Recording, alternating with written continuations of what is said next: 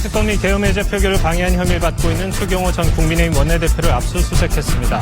김건희 여사에게 인사청탁을 한 혐의를 받고 있는 이봉관 서희건설 회장은 특검에 소환돼 조사를 받고 있습니다. 지난달 소비자 물가 상승률이 9달 만에 가장 낮은 1%대를 기록했습니다. SK텔레콤이 해킹 사태로 요금을 절반 할인해준 영향인데 농수축산물이 13개월 만에 가장 큰 폭으로 오르는 등 다른 물가는 크게 오른 것으로 나타났습니다. 북한 김정은 위원장이 중국 전승절 열병식 참가차 오늘 새벽 북중 국경을 통과했다고 북한 노동신문이 보도했습니다. 김 위원장은 방중에 앞서 신형 대륙간 탄도미사일 연구소와 미사일 공장 등을 방문하며 무력을 과시했습니다. 최악의 가뭄을 겪고 있는 강릉의 저수율이 14%대까지 떨어졌습니다. 당국은 저수율이 10% 아래로 떨어질 경우 시간제나 격일제 급수에 들어가기로 했습니다.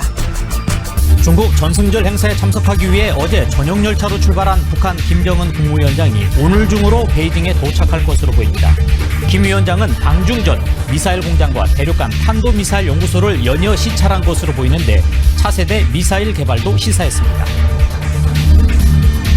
12.3 비상계엄 당시 국민의힘 원내대표로서 계엄 해제 표결을 방해했다는 의혹을 받는 추경호 의원의 자택과 사무실 등을 내란특검이 압수수색하고 있습니다. 김건희 특검은 서희건설 이봉관 회장의 사위인 박성근 전 총리 비서실장을 함께 소환하며 이른바 매관 매직 의혹의 수사에 속도를 내고 있습니다. 해외 온라인 쇼핑몰에서 직구로 살 수 있는 젤리와 식이보충제 등 식품에서 대마 성분과 모르핀 등 마약류가 대거 검출됐습니다. 국내 반입이 차단된 의약품 성분과 식품에 사용할 수 없는 원료까지 확인돼 소비자의 주의가 필요합니다. 카메라와 각종 센서가 달린 로봇 청소기 일부가 외부 해킹 등에 취약해 보안에 허점이 있는 것으로 드러났습니다. 외부에서 카메라를 조작해 집 내부를 촬영하고 사진을 외부로 전송하는 등 사생활이 노출될 우려가 있는 것으로 확인됐습니다.